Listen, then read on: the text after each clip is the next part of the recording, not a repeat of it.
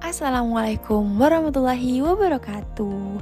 Halo semuanya, semoga kita selalu dalam keadaan sehat.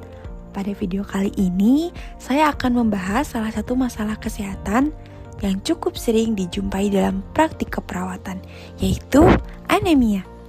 Teman-teman pernah gak sih merasa cepat lelah, gampang pusing, badan terasa lemas, atau wajah tampak pucat? Padahal aktivitas tidak terlalu berat loh. Nah, tanpa disadari, kondisi-kondisi tersebut bisa menjadi tanda dari anemia loh. Melalui video ini, kita akan membahas pengertian anemia sampai ke perawatan anemia. Yuk, simak videonya. Anemia itu apa sih? Anemia adalah kondisi ketika kadar hemoglobin atau jumlah sel darah merah berada di bawah nilai normal, sehingga kemampuan darah untuk mengangkut oksigen ke seluruh jaringan tubuh menurun. Akibatnya, tubuh tidak mendapatkan oksigen yang cukup untuk memenuhi kebutuhan metabolisme, yang dapat menimbulkan gejala seperti lemah, pucat, mudah lelah, pusing, dan sesak saat beraktivitas. Etiologinya melalui kekurangan bahan pembentuk darah, kehilangan darah, kehilangan gangguan produksi sel darah merah, peningkatan penghancuran sel darah merah atau hemolisis, kelainan genetik hemoglobin. Ada beberapa klasifikasi. Yang pertama berdasarkan penyebab. Ada anemia defisiensi zat besi, anemia defisiensi vitamin, anemia akibat perdarahan, anemia penyakit kronik, anemia hemolitik, dan anemia aplastik. Ada dua berdasarkan ukuran eritrosit, ada mikrositik, ada normositik, dan makrositik. Yang ketiga berdasarkan derajat keparahan, ada ringan, ada sedang, dan ada berat.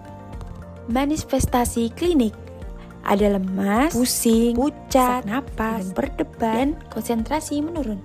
Ada beberapa komplikasi. Yang pertama, ada kelelahan kronis dan penurunan toleransi aktivitas.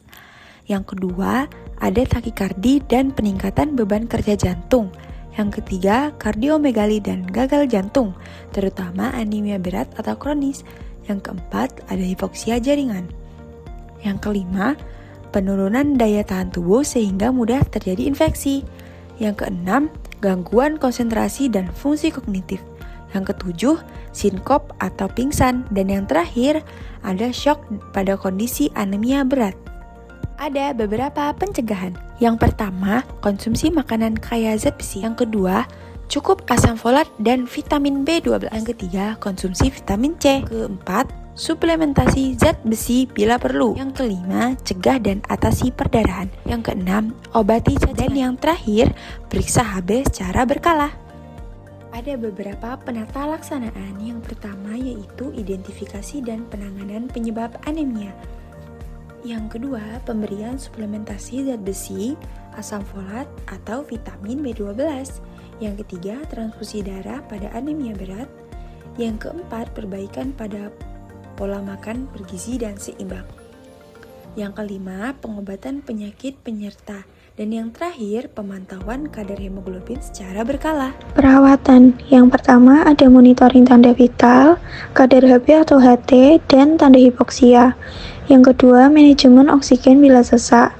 Yang ketiga, nutrisi. Anjurkan makanan tinggi zat besi, asam folat, vitamin B12, vitamin C. Yang keempat, pemberian terapi sesuai program, VE oral atau parenteral, transfusi darah bila perlu. Yang kelima, manajemen aktivitas, atur istirahat, bantu aktivitas. Yang keenam, edukasi, kepatuhan minum obat, pola makan, kontrol rutin. Yang ketujuh, pencegahan komplikasi, observasi pendarahan, tanda gagal jantung. Nah, itu tadi pembahasan singkat mengenai anemia. Semoga setelah menonton video ini, teman-teman bisa lebih mengenali tanda dan gejala anemia serta pentingnya pencegahan sejak dini. Terima kasih sudah menyimak. Sampai jumpa di materi berikutnya.